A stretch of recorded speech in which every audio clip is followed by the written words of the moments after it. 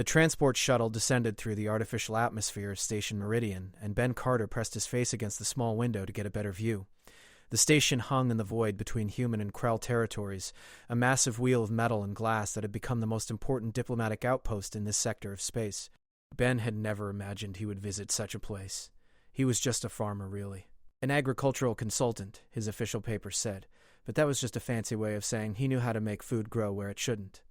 The shuttle docked with a hiss of equalizing pressure, and Ben gathered his single travel bag. Inside were data tablets containing 5 years of research on drought-resistant grain, enough information to feed colonies across 3-star systems.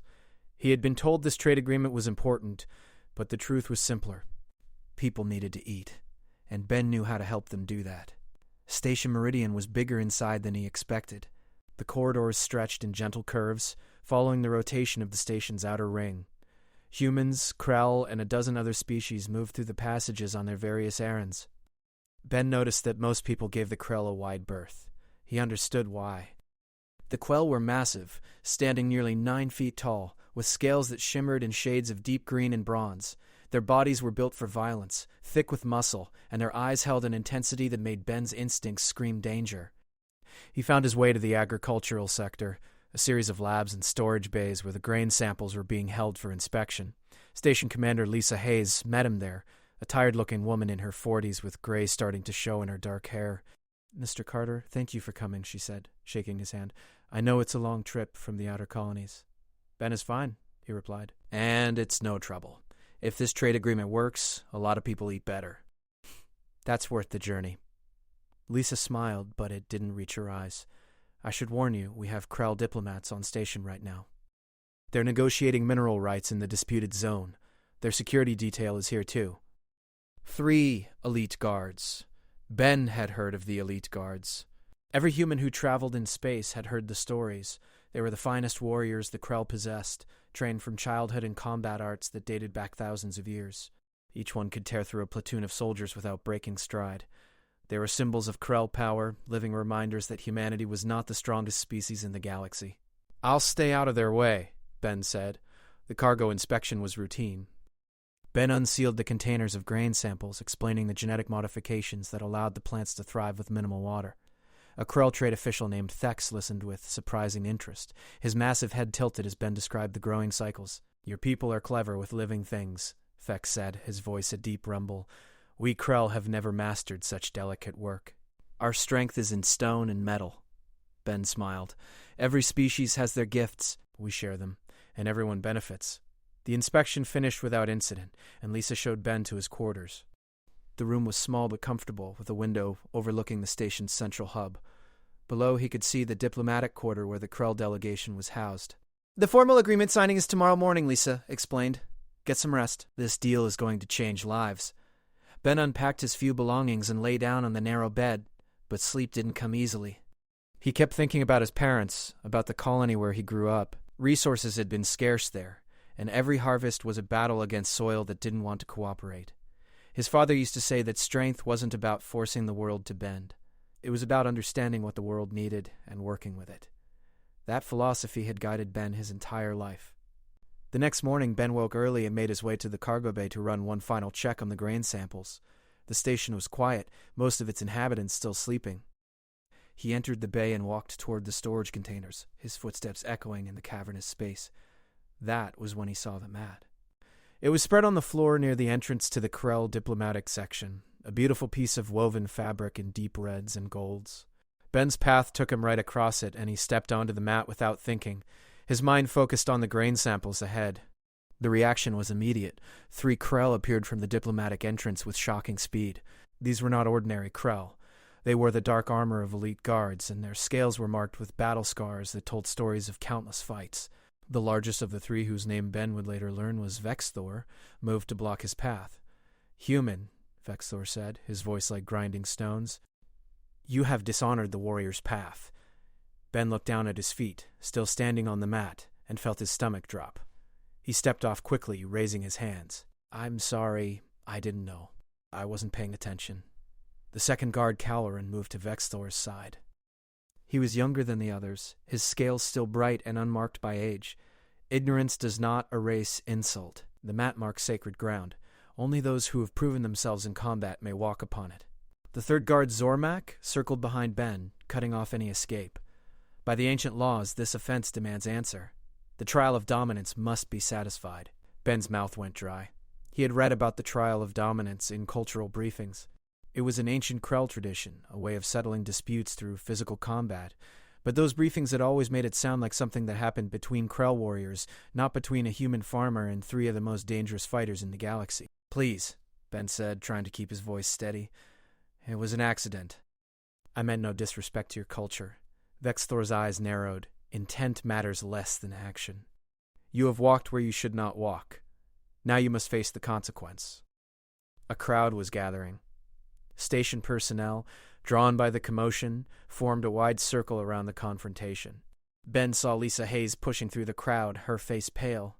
"Wait," Lisa called out. "Commander's authority, this man is under station protection." Vexthor turned his massive head toward her. "This matter is beyond your jurisdiction, Commander.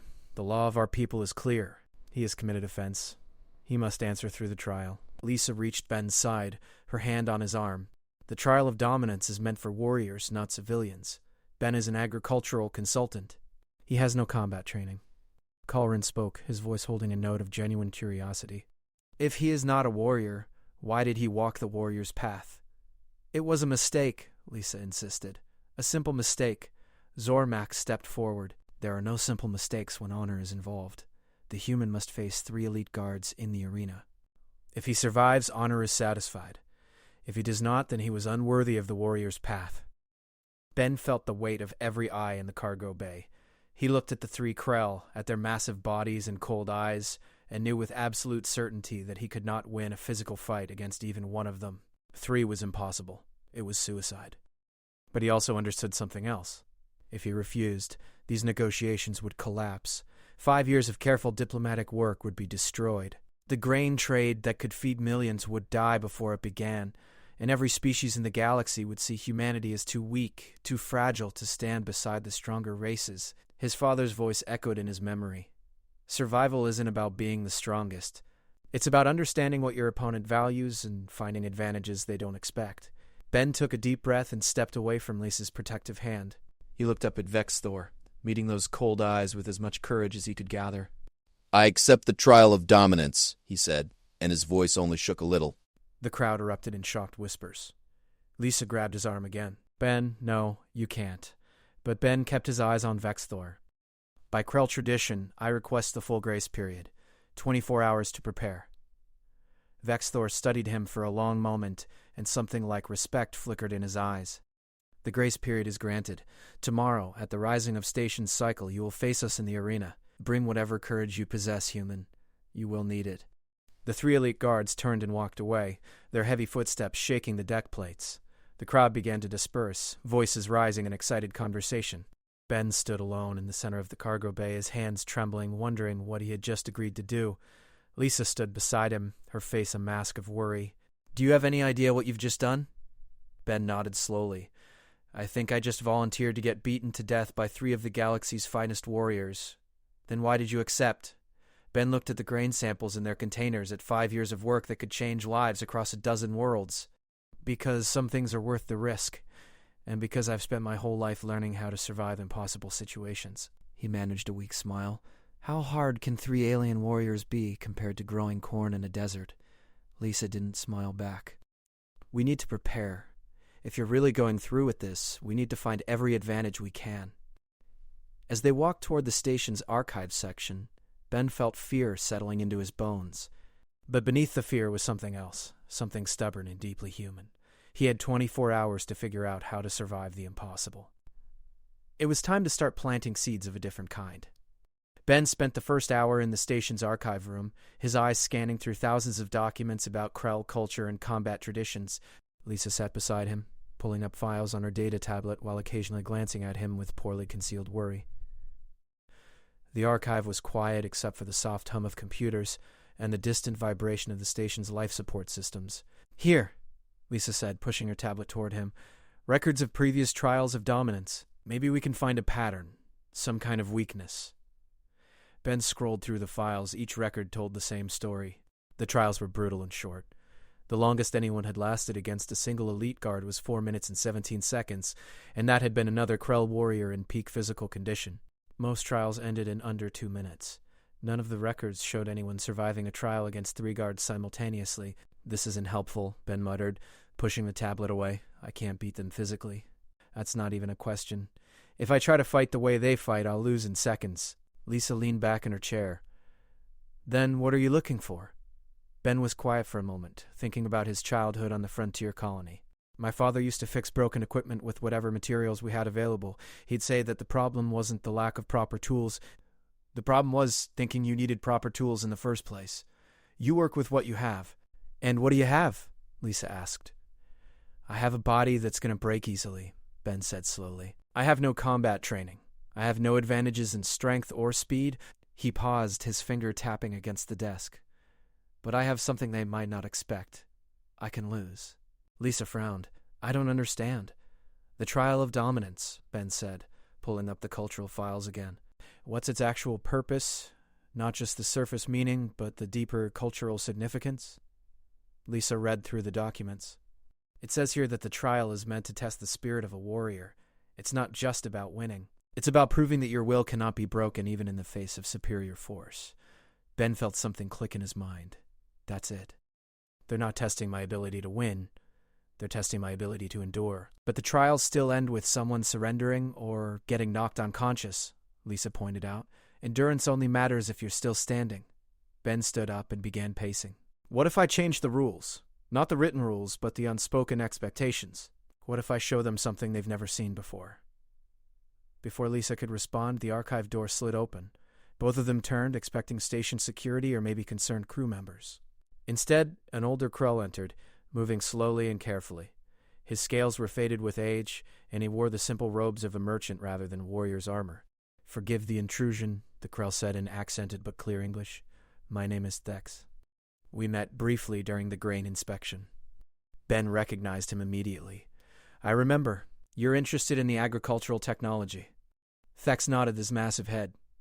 "I am interested in many things, including keeping you alive for tomorrow's trial." He moved closer, his old eyes studying Ben carefully. "I watched what happened in the cargo bay. You accepted the trial, but you do not understand what you face."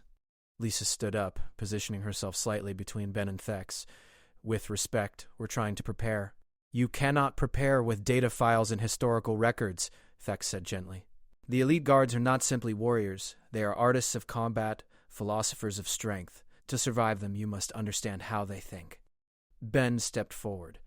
"Then help me understand." Thex was quiet for a long moment, as if weighing his words carefully. "I should not interfere. It goes against protocol, but I have lived long enough to tire of watching potential die for the sake of tradition." He gestured toward the chairs. "Sit. I will tell you what you need to know." They sat, and Thex began to speak in his deep, rumbling voice. "The elite guards are trained from childhood to recognize something we call warrior's patience. It is the ability to endure suffering without breaking, to face death without surrendering your spirit. This quality is valued above even physical strength in our culture." "So if I show them I can endure, they'll respect that?" Ben asked. Thex made a sound that might have been a laugh. "Respect, yes, but respect does not end the trial. You misunderstand. The trial ends when you surrender, lose consciousness, or when all 3 guards yield to you. The third option has never happened in recorded history." Ben felt his hope deflating. "Then how does endurance help me?" "Because you are not Krell," Thex said. "Your body is fragile by our standards. A blow that would bruise a Krell warrior might break your bones. The guards know this. They will calibrate their strikes to test you without killing you outright. But here's the secret." Thex leaned forward. "They have never faced someone who understands that survival itself is victory." Lisa shook her head. "I don't follow." "If Ben just survives, he still loses when he can't stand anymore." "Not if he redefines what losing means," Thex said. "The guards expect a human to break quickly, to surrender when the pain becomes too great. This confirms their belief that humans are weak. But if a human endures beyond all reasonable expectation, if he rises again and again when he should stay down, it creates a philosophical problem." Ben began to understand. "It challenges their definition of strength." "Exactly," Thex said. "Vex, Thor, Kalren, and Zormak are not cruel. They are traditionalists who believe in the old ways. If you can show them that human weakness is not the same as human surrender, you create doubt. Doubt becomes questions. Questions become respect. And respect might become mercy. Might, Lisa said flatly.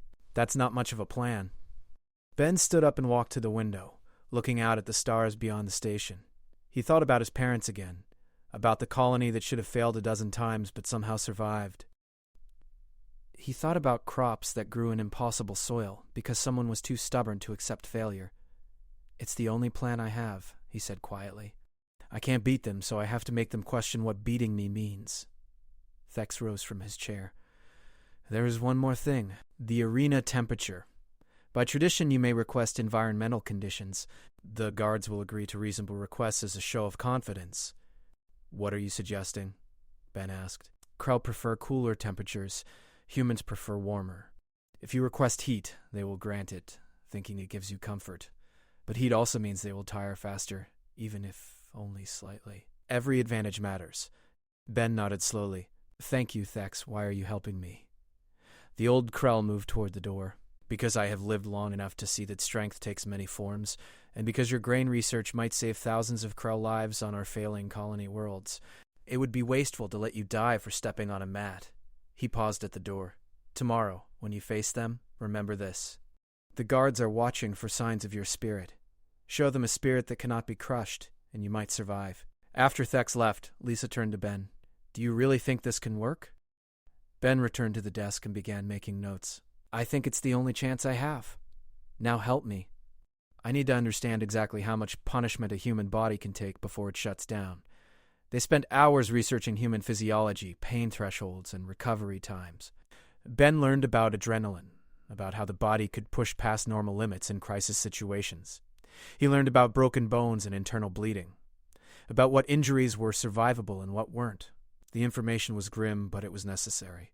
As the station's artificial night cycle approached, Lisa finally stood up. You should rest. Tomorrow is going to be the hardest day of your life. I won't sleep anyway, Ben admitted, but I appreciate the thought. Lisa put her hand on his shoulder. For what it's worth, I think you're incredibly brave. Or incredibly stupid. Maybe both. Ben managed a smile. Definitely both. Alone in his quarters that night, Ben lay in the dark and tried to calm his racing thoughts. He pulled up a photo on his data tablet, a picture of his parents standing in front of their first successful harvest on the colony world. They looked tired and worn, but they were smiling. His father had written on the back of the photo, "We planted seeds in dust and somehow grew food. Never underestimate human stubbornness." Ben held on to that thought as sleep finally came. Tomorrow he would step into an arena with 3 warriors who could kill him with ease. He had no weapons, no fighting skills, no realistic chance of victory. All he had was stubbornness and a farmer's understanding that sometimes you had to endure the storm before you could harvest the crop. When he woke the next morning, Ben made one final request to Station Command. He asked that his agricultural equipment be brought to the viewing gallery above the arena. When Lisa asked why, he simply said it was a reminder of what he was fighting for. She didn't argue. Ben dressed in simple clothes, nothing that would restrict movement. He ate a light breakfast, knowing his stomach would be in knots anyway. Then he walked through the station corridors toward the arena, passing crew members who looked at him with pity and admiration in equal measure. At the arena entrance, Vexthor was waiting. The massive elite guards studied Ben with those cold, intelligent eyes. You came, Vexthor said. Many would have fled the station during the night. I gave my word, Ben replied, surprised at how steady his voice sounded. Words are wind, Vexthor said. Actions are truth. Soon we will see what truth lives inside you, human. Ben stepped past him into the arena, and the door sealed behind him with a final, decisive sound. The trial was about to begin. The arena was a perfect circle, 50 meters wide, with smooth metal flooring that gleamed under bright overhead lights. Viewing galleries ringed the upper levels, and Ben could see hundreds of faces pressed against the transparent barriers. Humans, Krell, and dozens of other species had gathered to watch. News of the trial had spread through the station like wildfire, and beyond that to the wider galaxy. Screens throughout civilized space were broadcasting this moment. Ben walked to the center of the arena, his footsteps echoing in the vast space. The temperature was warm, just as he had requested. He could already see moisture forming on the scales of the Krell guards who stood at the opposite entrance. It was a small advantage, probably meaningless, but he would take whatever he could get. Vexthor entered first, his dark armor gleaming. Calrin followed, moving with the fluid grace of a predator. Zormak came last, his scarred face unreadable. Together they formed a wall of muscle and scales that made Ben feel impossibly small. Each guard was easily 3 times his weight, with claws that could tear metal and reflexes honed by decades of training. Station Commander Lisa Hayes spoke through the arena's communication system. The trial of dominance will now begin. The rules are ancient and absolute. No weapons. No outside interference. The trial ends when the challenger surrenders, loses consciousness, or when all guards yield. Medical teams are standing by. Her voice was professionally calm, but Ben could hear the tension underneath. Ben looked up at the viewing gallery and spotted his agricultural equipment sitting on a bench, seeds and soil samples and data tablets full of research. His life's work, the thing he was really fighting for. Vexthor stepped forward. Human, you may still surrender before the trial begins. There is no shame in recognizing superior force. Ben took a deep breath and shook his head. I accept the trial. Let's begin. The massive Krell nodded slowly. So be it. Vexthor moved with shocking speed. One moment he was standing 10 meters away, the next he was closing the distance with powerful strides. Ben's instincts screamed at him to run, to dodge, to do anything except what he actually did. He stepped forward to meet the charge. Vexthor's shoulder caught Ben in the chest like a battering ram. The impact drove the air from his lungs and sent him tumbling backward. Ben hit the arena floor hard, rolling several times before coming to a stop. Pain exploded through his ribs and back. For a moment he couldn't breathe, couldn't think, could only lie there gasping. The crowd's noise washed over him, a mix of gasps and excited chatter. Ben could hear Krell voices in the audience expressing surprise. He forced himself to focus. Forced air back into his lungs. Then slowly and deliberately he pushed himself to his hands and knees. Every instinct told him to stay down, to let his body recover. But Ben understood that this moment mattered more than any that would follow. He had to show them immediately that he would not quit. He stood up on shaking legs and turned to face Vexthor, blood trickling from his split lip. Vexthor tilted his head slightly, studying Ben with new interest. He should have dodged. Probably, Ben said, his voice rough. But I'm not here to dodge. This time Calrin approached, moving in a wide circle. The young guard was testing Ben's reactions, looking for weaknesses. He feinted left, then struck from the right, a controlled blow to Ben's shoulder that spun him around. Ben stumbled but kept his feet. Calrin followed up with a leg sweep that took Ben down again. Ben landed on his side, the impact sending fresh waves of pain through his already bruised body. He lay there for a 3 count, gathering strength, and pushed himself up again. His left arm wasn't working properly. Something in the shoulder had been damaged by Calrin's strike. Ben let the arm hang and faced the guards with only his right arm raised defensively. 5 minutes, someone in the crowd called out. Ben had survived 5 minutes. It felt like hours. Zormak moved forward now, the oldest and most traditional of the 3 guards. His approach was different from the others, more measured and deliberate. You endure pain well, human. But endurance alone means nothing if you cannot fight back. Ben knew Zormak was right. Just taking hits wouldn't be enough. He had to engage with them somehow, had to show this was more than passive resistance. When Zormak struck, a carefully aimed blow toward Ben's midsection, Ben did something unexpected. He moved into the strike instead of away from it, absorbing it at close range where it had less power. Then, with his one good arm, he grabbed onto Zormak's armored wrist.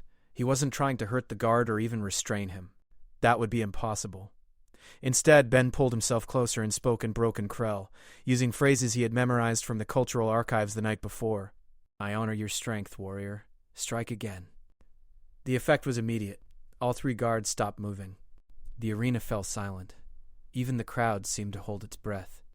In Krell culture, those words had deep meaning.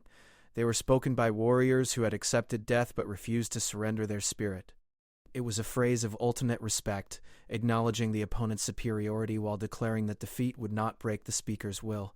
But it had never been spoken by a victim to their attacker during a trial. It changed the context of everything happening in the arena. Zormak stared at Ben for a long moment, then carefully removed Ben's hand from his wrist and stepped back. The 3 guards gathered together, speaking in low tones in their own language. Ben couldn't understand the words, but he could read confusion in their body language. He had disrupted their expectations.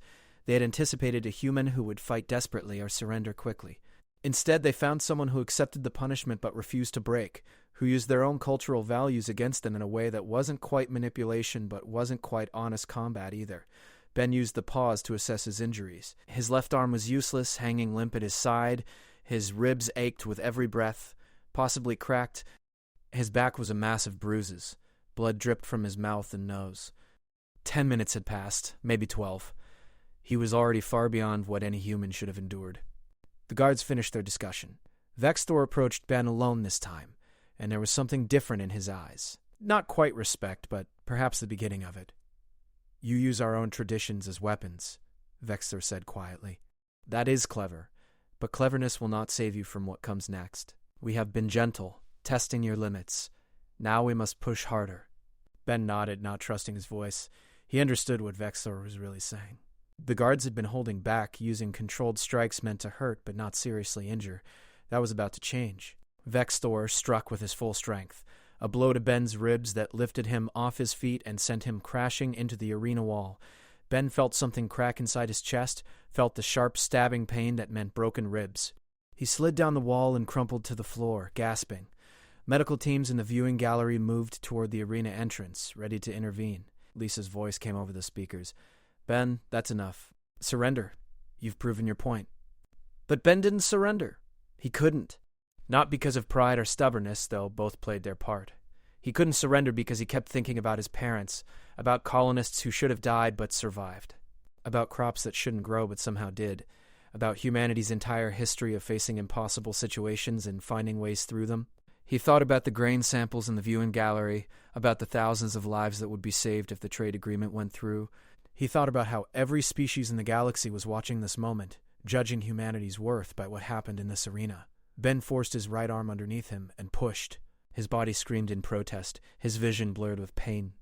But inch by inch he lifted himself, first to his knees. Then, using the wall for support, to his feet.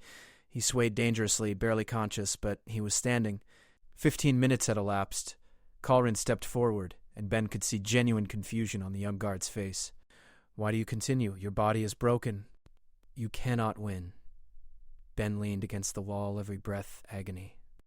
When he spoke, his voice was barely above a whisper, but in the silent arena everyone heard him.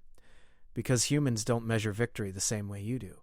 We don't win because we're strong. We win because we refuse to accept that we've lost. He pushed himself away from the wall, standing unsupported despite the way his legs trembled. "You want me to surrender? Then you'll have to kill me. And if you kill me, you dishonor yourselves. So we're at an impasse." Zormak spoke, his voice carrying anger for the first time. "This is not honor. This is madness. You mock the trial by refusing to acknowledge reality." "Maybe," Ben admitted, "but madness and courage look the same from the outside, and my people have survived this long by being too stupid to quit when we should." The three guards exchanged glances. Ben had created exactly the situation Thex had described. A philosophical problem with no clear answer. By their standards, Ben had lost the moment the trial began. But he hadn't surrendered, and they couldn't kill him without bringing dishonor on themselves. The trial couldn't end. Vexthor raised his hand, signaling for a formal pause. "We must confer. The situation is unprecedented." As the guards gathered to discuss, Ben allowed himself to slide back down the wall into a sitting position. 20 minutes had passed. His body was a map of pain, each injury screaming for attention. But he was still conscious, still in the trial. In the viewing gallery, he could see Lisa Hayes with her hand pressed against the transparent barrier, her face pale with worry. He could see Thex standing among the other Krell observers, the old merchant's expression unreadable. Ben closed his eyes and waited to see what would happen next. Ben sat with his back against the arena wall, trying to breathe through the pain. Each breath felt like knives stabbing into his chest where his ribs were broken. His left arm still hung useless at his side, and he could taste blood in his mouth. The arena lights seemed too bright, making his head pound with each pulse of his heart. The three elite guards stood in a tight circle 20 meters away, speaking in their own language. Their voices were low but heated, and Ben could see disagreement in their gestures. Vexthor's posture was rigid and formal, while Kalrin kept gesturing toward Ben with something that looked like frustration.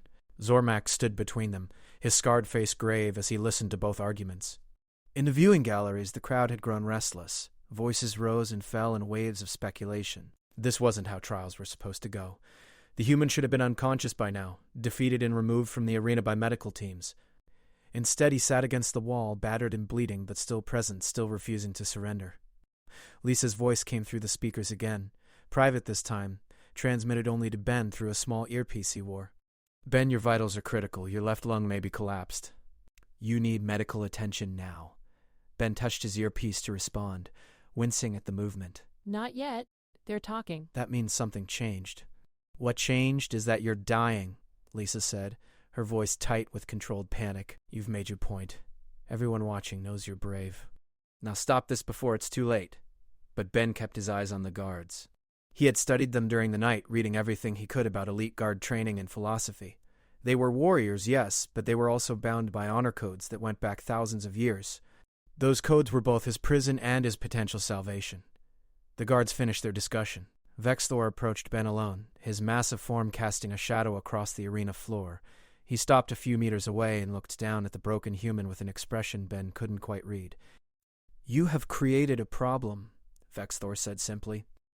By Krell law, the trial cannot end while you remain conscious and refuse to yield.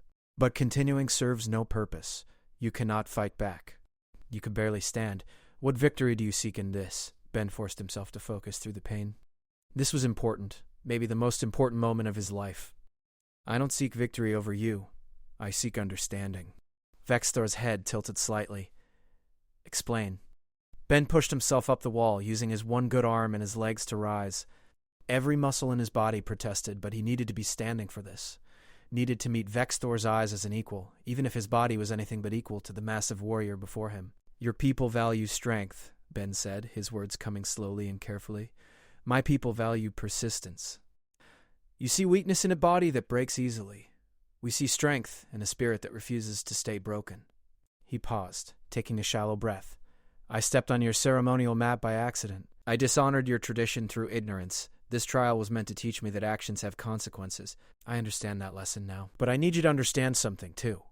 And what is that? Vexthor asked. That humans survive not because we're mighty, but because we're stubborn. We've faced extinction 12 times in our history. Disease, war, environmental collapse, cosmic disasters. Each time, we should have died out. Each time, we found a way to continue. Ben gestured weakly at his broken body. This is what humans do. We endure. I would adapt. We refuse to quit even when quitting makes sense. Kalrin had moved closer to listen. But why? What is the purpose of endurance without victory? Ben thought about his parents again, about the colony that shouldn't have survived, because today's endurance becomes tomorrow's foundation. My parents grew crops in dead soil. The first season failed. The second season failed. The third season produced enough to keep us alive through winter. The fourth season fed the whole colony. They endured 3 failures to reach one success. He met Kalrin's eyes. That's humanity. We plant seeds in impossible places and wait for them to grow. Zormak stepped forward now, and his voice held a note of anger. Pretty words.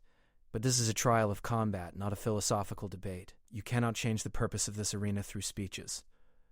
I'm not trying to change the purpose, Ben said. I'm trying to show you that strength has more than one definition. He pushed away from the wall, standing on his own despite the way his vision swam. You want to finish this trial? Then finish it. One more strike. All 3 of you, together. Your full strength. If I fall and cannot rise, you win. If I rise, you acknowledge that something in me is unbreakable. The 3 guards looked at each other. Ben could see the calculation in their eyes. It was a way out of the impasse, a clear ending to a trial that had gone horribly wrong, but it was also incredibly dangerous. 3 elite guards striking with full power at the same time could easily kill him. Vexthor spoke slowly. Do you understand what you ask? We would not hold back. The impact could stop your heart. But this is the only way forward. You need to know you've given everything. I need to know I've endured everything. 1 strike. Then we'll have our answer. The guards moved away to confer again. Ben used the time to prepare himself mentally. He thought about his father's words, about planting seeds in dust. He thought about every human who had ever faced impossible odds and chosen to stand anyway. He thought about the agricultural equipment in the viewing gallery, about the purpose that had brought him to this station in the first place. Lisa's voice crackled in his earpiece. Ben, no. This is suicide. If they hit you with full strength at the same time, you won't survive. Maybe, Ben said quietly. But if I surrender now, everything I've endured means nothing. The galaxy will still see humans as too weak to stand beside the strong. This trade agreement will fail. Thousands will go hungry. I have to see this through. Even if it kills you? Ben thought about that. My whole life I've watched things grow that shouldn't. I've seen life persist in places where science says it should die. Maybe I'm betting on that same stubborn persistence now. Maybe I'm an idiot, but I have to try. The guards returned and their faces were set with grim determination. They had made their decision. We accept your terms, Vexthor said. One coordinated strike. If you rise after it, the trial ends and honor is satisfied on both sides. If you fall and cannot rise, the trial ends and you have fought with courage even in defeat. Ben nodded, not trusting his voice anymore. The guards spread out, forming a triangle around him. They were positioning themselves for maximum impact, ensuring their strikes would land simultaneously.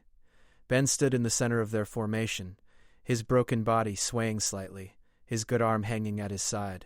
25 minutes had elapsed since the trial began. Ben had lasted 6 times longer than any previous opponent. But numbers didn't matter now. Only the next few seconds mattered. The crowd in the viewing galleries had gone completely silent. Across the galaxy, millions watched their screens, holding their breath. A human farmer stood in an arena facing 3 of the finest warriors in Krell history, and somehow the outcome still felt uncertain. Vexthor raised his hand, counting down. 3 fingers. 2 fingers. 1 finger. The guards moved as, 1, their training evident in the perfect synchronization of their attack. 3 massive fists drove toward Ben from 3 different angles, carrying the full force of Krell's strength behind them.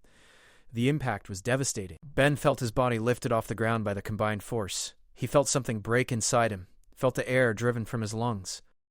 Time seemed to slow as he flew backward through the air. He hit the arena wall with enough force to crack the metal panels behind him, then crumpled to the ground like a puppet with cut strings. The pain was beyond anything he had experienced. His vision went dark around the edges. His body refused to respond to commands. He could hear voices shouting, medical teams rushing toward the arena entrance, Lisa screaming his name through the speakers. Ben lay on the cold arena floor, unable to move, unable to breathe properly, wondering if he had finally pushed too far. The darkness at the edge of his vision was spreading, pulling him down into unconsciousness. It would be so easy to let go, to let the blackness take him. But then he thought about those seeds again. About crops that grew in dead soil. About life persisting against all logic. His right hand twitched. Just a finger at first, then his whole hand. The movement sent agony shooting through his body, but Ben focused on that pain, used it to anchor himself to consciousness. His hand pressed against the floor, his arm tensed. The medical teams had reached the arena entrance, but they stopped when they saw movement. The crowd's noise died completely, replaced by absolute silence. The 3 elite guards stood frozen, watching in disbelief. Ben pushed. Every cell in his body screamed in protest. His broken ribs ground against each other. His collapsed lungs struggled to draw air, but inch by impossible inch, Ben lifted himself. First to his side, then to his hands and knees, his body shaking so badly he could barely maintain the position. 30 minutes had passed since the trial began. Ben knelt on the arena floor, his head hanging down, blood dripping from his mouth to pool on the metal beneath him. For a long moment he stayed like that, gathering every remaining scrap of strength he possessed. Then, using the wall behind him for support, Ben Carter began to stand. Ben's hand found the wall, fingers scraping against the cracked metal panels. His legs trembled beneath him, muscles failing and recovering and failing again. The arena spun in his vision, and he couldn't tell if the roaring in his ears was the crowd or just his own blood pounding through damaged vessels. But he pushed upward, defying gravity and pain and common sense. Halfway up the wall, his right leg buckled. Ben collapsed back to his knees, gasping. Medical teams began moving again, but Vexthor raised a massive hand to stop them.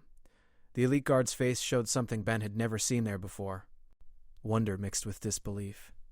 Ben pressed his forehead against the wall, taking shallow breaths. Each one hurt, but each one also meant he was still alive, still conscious, still in the trial. He thought about his mother, how she used to tell him that the difference between success and failure was often just one more attempt. One more try after everyone else had given up. He pushed against the wall again. This time his legs held. Slowly, painfully, with his body protesting every movement, Ben straightened his spine. He turned away from the wall, swaying dangerously, and locked eyes with Vexthor. Then he took one step forward, away from the support of the wall, standing on his own. 32 minutes had elapsed. The silence in the arena broke. But instead of cheers or gasps, a different sound filled the space. Vex Thor dropped to one knee, pressing his massive fist against the arena floor in a gesture of profound respect. Kalren followed immediately, his young face showing clear amazement. Zormak hesitated for only a moment before he too knelt, his scarred features softened by something that looked almost like reverence. Ben stared at them, confused, his pain-fogged mind struggling to understand what was happening. Then his legs finally gave out completely, and he collapsed forward. Strong arms caught him before he hit the ground. Vexthor had moved with impossible speed, cradling Ben's broken body with surprising gentleness. "The trial is ended," Vexthor announced, his deep voice carrying through the arena and out to the watching galaxy. "This human is spirit-forged. He has proven that his will cannot be broken. Honor is satisfied." Medical teams flooded into the arena. Vexthor carefully transferred Ben to a waiting stretcher, and the last thing Ben saw before unconsciousness finally claimed him was the 3 elite guards standing at attention, their fists pressed over their hearts in salute. Ben woke 3 days later in the station's medical center. The room was dim and quiet, and for a moment he couldn't remember where he was, or why every part of his body felt like it had been rebuilt from broken pieces. Then memory returned in a rush, bringing with it a spike of anxiety. "Easy," a familiar voice said. Lisa Hayes sat in a chair beside his bed, looking exhausted but relieved. "Don't try to move. You've got about a dozen things healing that shouldn't be disturbed." Ben's mouth was dry. When he spoke, his voice came out as a croak. "Did I survive?" Lisa actually laughed, though it sounded more like a sob. "You're asking if you survived while you're awake and talking to me." "Yes, Ben, you survived. Against all logic and medical probability, you survived." "The trial," Ben managed. "What happened after?" Lisa leaned forward, her expression serious. "You did something that's never been done in Krell history. You didn't win the trial in the traditional sense, but you didn't lose either. The guards declared you spirit-forged. It's an ancient title, only given to warriors who prove their soul is stronger than their body. You're the first non-Krell to ever receive it." Ben tried to process that information, but his head felt foggy. "The trade agreement?" "Safe," Lisa assured him. "More than safe. The Krell High Council has requested formal meetings to expand cooperation between our species. What you did in that arena changed how they see humans. The broadcast went out to the entire galaxy. Everyone watched you stand up when you shouldn't have been able to. You've become a symbol." Over the following days, as Ben's body slowly healed, he learned the full scope of what had happened. The 3 elite guards had refused to leave the station, insisting on remaining until Ben recovered. They had declared themselves his personal guards during his healing period, an honor that had never been extended to an outsider before. When Ben was finally strong enough to receive visitors, Vexthor came first. The massive warrior had to duck to enter the medical room, and he moved carefully, as if afraid his presence might disturb Ben's recovery. "Human Ben Carter," Vexthor said formally. "I come to speak words that are difficult for me." Ben shifted in his bed, still connected to various medical devices. "I'm listening." Vexthor was quiet for a long moment, choosing his words carefully. "For 300 years I have trained in combat. I have studied the warrior's path. I believed I understood strength in all its forms. You showed me I was wrong." "I didn't mean to teach anyone anything," Ben said honestly. "I was just trying to survive." "That is exactly my point," Vexthor replied. "You showed us that survival itself can be a form of victory. That endurance without hope of winning still has value. That a spirit can be stronger than the body that contains it." He paused. "In that arena you faced 3 elite guards, and you did not win. But we did not win either. You forced us to acknowledge that our definition of strength was incomplete.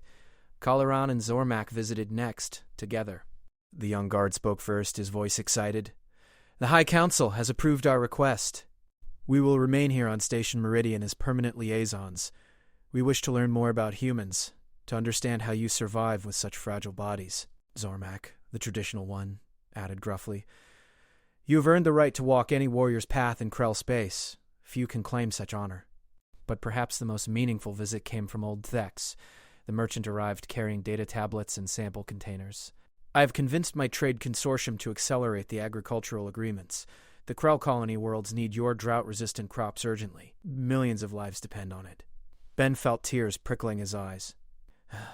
"That's what I came here for in the first place. Before everything went wrong." Thex made that rumbling sound that might have been a laugh.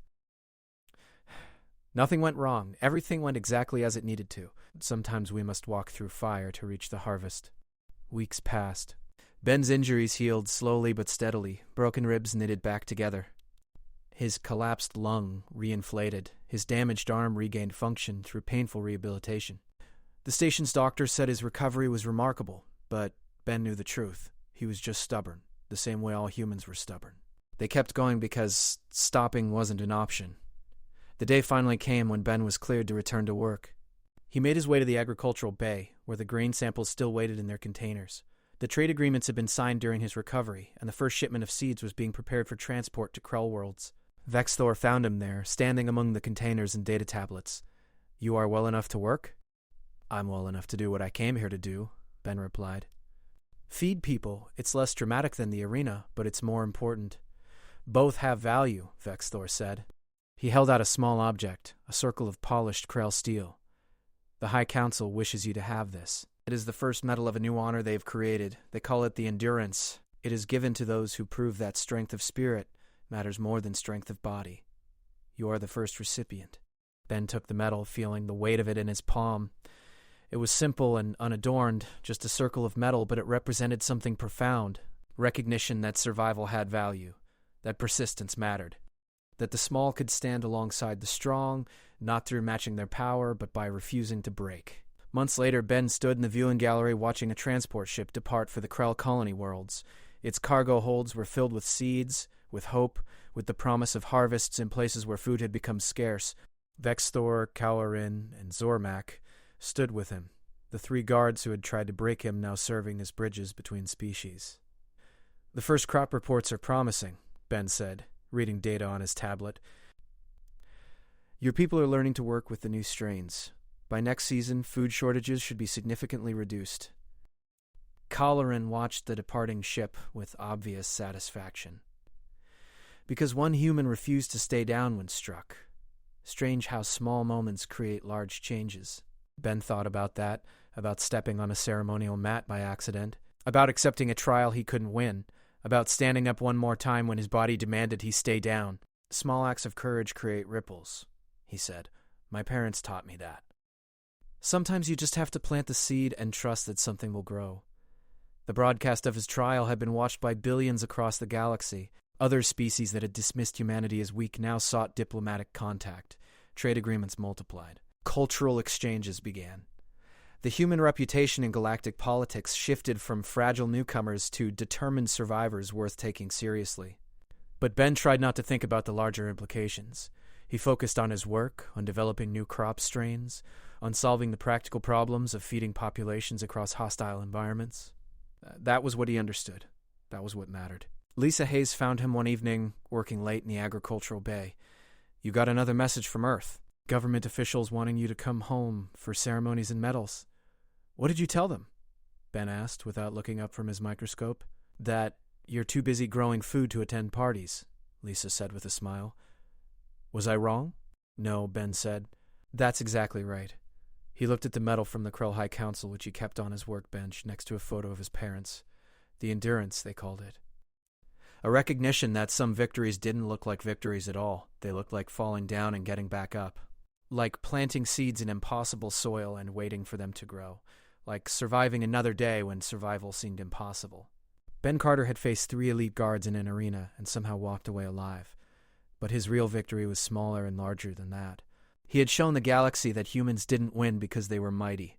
They won because they refused to accept that they had lost. They endured, they adapted, they survived, and slowly, impossibly, they grew. Outside the viewing window, stars wheeled through the endless dark. Seeds were traveling to distant worlds, carrying the promise of life. And on a quiet station between territories, a human farmer returned to his work, planting hope, one careful experiment at a time. The trial was over. The real work was just beginning. And Ben Carter, spirit-forged and unbroken, was exactly where he needed to be.